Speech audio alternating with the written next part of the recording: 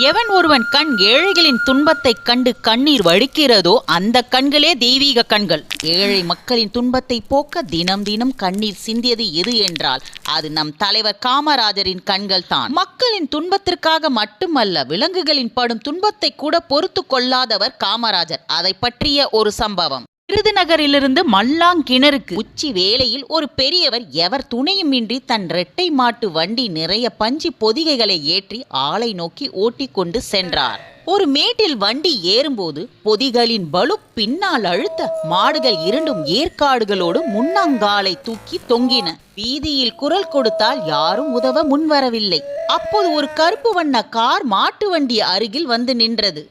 அதில் அமர்ந்திருந்த கதிர் சட்டைக்காரர் நிலைமையை உணர்ந்து மின்னல் வேகத்தில் காரை விட்டு இறங்கினார். தொங்கிக் கொண்டிருந்த மாடுகளின் முன்புறம் வந்து மேக்காலை தன் பலம் கொண்டு மட்டும் பிடித்து தொங்கினார். மாடுகள் முன்கால்களை